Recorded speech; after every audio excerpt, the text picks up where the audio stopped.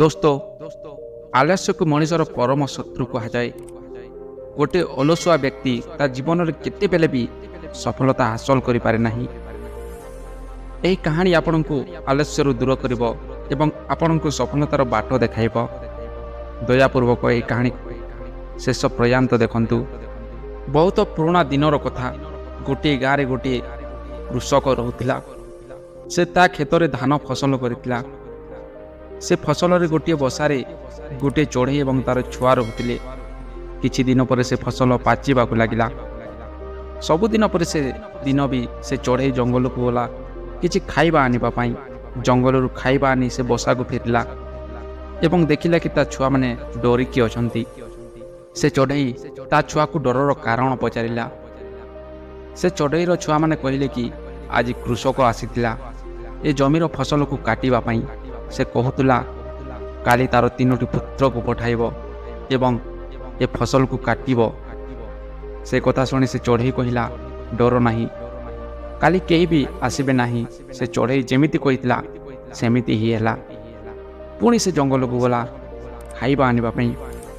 ଏଥର ପୁଣି ନିଜ ବସାକୁ ଆସିବାରୁ ପୁଣି ଦେଖିଲା କି ତାର ଛୁଆ ଗୁଡ଼ାକ ଡରିକି ଅଛନ୍ତି। ପୁଣି ସେ ଚଢ଼େଇ ପଚାରିଲା, ଆଜି କ'ଣ ପାଇଁ ଡରୁଛ? ସେ ଛୁଆମାନେ କହିଲେ କି ଆଜି ବି ଆସିଥିଲା ସେ କୃଷକ ଏବଂ କହୁଥିଲା କି କାଲି କିଛି ମଜଦୁରକୁ ଆଣି ଧାନ କଟାଇବ। ସେ କଥା ଶୁଣି ସେ ଚଢ଼େଇ କହିଲା, ସେ କୃଷକ କାଲି ବି ଏ ଧାନ କାଟିବ ନାହିଁ। କିଛି ସମୟ ବିତିଗଲା ଏବଂ ଦିନେ ପୁଣି ସେ ଚଢ଼େଇ ଜଙ୍ଗଲକୁ ଗଲା ଏବଂ ଆସିଲା ପରେ ସେ ଦେଖିଲା ତା ଛୁଆଗୁଡ଼ାକ ଏଥର ବି ଡରିକି ଅଛନ୍ତି। ସେ ଡରର କାରଣ ପୁଣି ପଚାରିଲା। ସେ ଛୁଆମାନେ କହିଲେ କି ଆଜି କୃଷକ ଆସିଥିଲା ଏବଂ କହୁଥିଲା କି କାଲି ନିଜେ ଆସିବ ଏବଂ ସବୁତକ ଫସଲକୁ କାଟିବ। ଅନ୍ୟକୁ ବିଶ୍ୱାସ କରି ତା ଫସଲ ଅଧା ନଷ୍ଟ ହୋଇଗଲାଣି, ସେଥିପାଇଁ ସେ ନିଜେ ଆସି କାଟିବ। ସେ କଥା ଶୁଣି ସେ ଚଢ଼େଇ କହିଲା, ଏଥର ଚାଲ ଆମେ ଏ ଜାଗାରୁ ଉଡ଼ିଯିବା, କାହିଁକିନା ଏଥର ସେ କୃଷକ ଫସଲକୁ କାଟିବ ହିଁ କାଟିବ। ଏକଥା ଶୁଣି ସେ ଛୁଆମାନେ କହିଲେ କି ମା, ତୁ କେମିତି ଜାଣିଲୁ କି ସେ କୃଷକ କାଲି ଫସଲ କାଟିବ? ପ୍ରଥମେ ତ କହିଲା କାଟିଲା ନାହିଁ, ଦ୍ୱିତୀୟ ଥର ବି କହିଲା କାଟିଲା ନାହିଁ ଏବଂ ଏଥର କାହିଁକି କାଟିବ?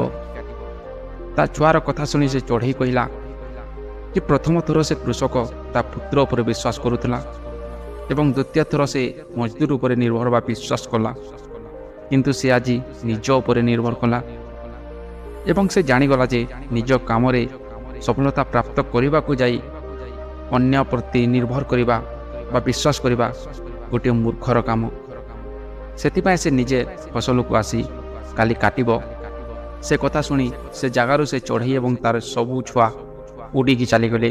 କିନ୍ତୁ ତାର କାରଣ ଏହା ନୁହେଁ ଯେ ଆମେ ଅନ୍ୟର ସାହାଯ୍ୟ ନେବା ନାହିଁ। ଅନ୍ୟକୁ ସାହାଯ୍ୟ କରିବା ବା ଅନ୍ୟର ସାହାଯ୍ୟ ନେବାରେ କିଛି କ୍ଷତି ହିଁ ନାହିଁ, ପରନ୍ତୁ ଅନ୍ୟ ପ୍ରତି ସଦାବେଳେ ନିର୍ଭର କରିବା ତାହା କ୍ଷତିର କାରଣ।